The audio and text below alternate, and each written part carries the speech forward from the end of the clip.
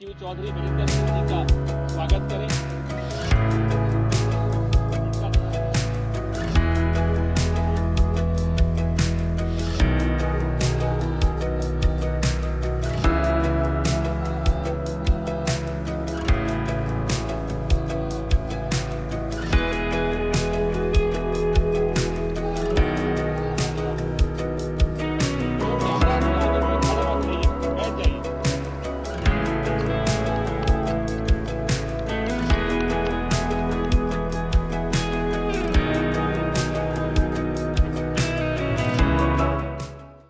कोई भी एक मर्यादित बात से नीचे कोई बात है वो प्रजातंत्र के लिए, मजबूत प्रजातंत्र के लिए ठीक नहीं है।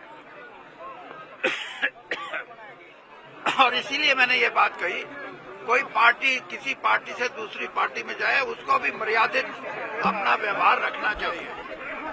अपने भाषणों में सिर्फ वोट लेने के लिए कोई ऐसी बात जिससे सिर्फ लोगों को गुमराह करने की बात हो और उसमें तथ्य ना हो और उस भाषा के अंदर कोई ऐसा ना हो जिससे कि लगे कि इसकी भाषा में शालीनता है।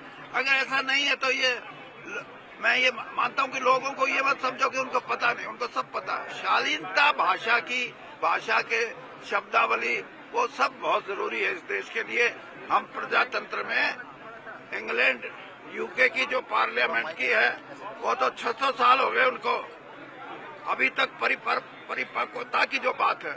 लेकिन हमारे देश में 75-76 साल में हम एक ऐसे प्रजातंत्र के रूप में उभर रहे हैं जो स्वस्थ हो, लेकिन उसको जो कमजोर करने की ताकतें हैं वो चाहे धर्म के नाम से कमजोर करती हो, जाति के नाम से कमजोर करती हो और चाहे धर्मांधता के नाम से करती हो। ये ताकतें कभी भी प्रजातंत्र को मजबूती देने के लिए सोचने की बात है। अगर नहीं सोचेगी तो मतदाता तो सोचेगा, वो तो सोच भी चुका है और सोचेगा भी। सर, विचारधारा की वापसी की वजह क्या रही? सर, विचारधारा की वापसी की वजह क्या रही?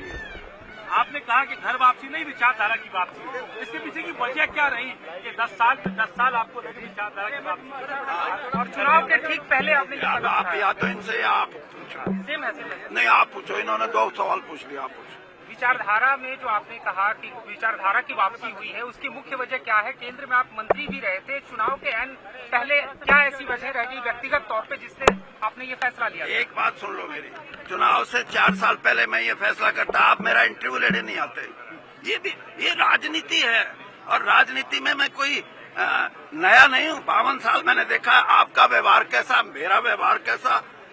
2 साल पहले छोड़ने वालों का आप कितना ख्याल रखते हैं, 2 महीने पहले छोड़ने वालों का कितना ख्याल रखते हैं, ये सब है।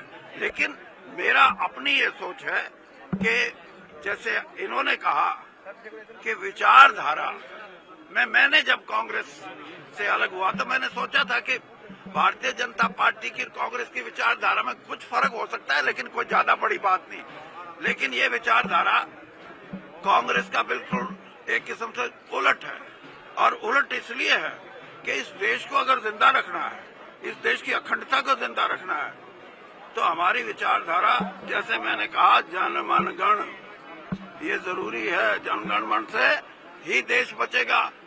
अधिनायकवाद लोगों का है, ना कि किसी पार्टी का, ना कि किसी नेता का।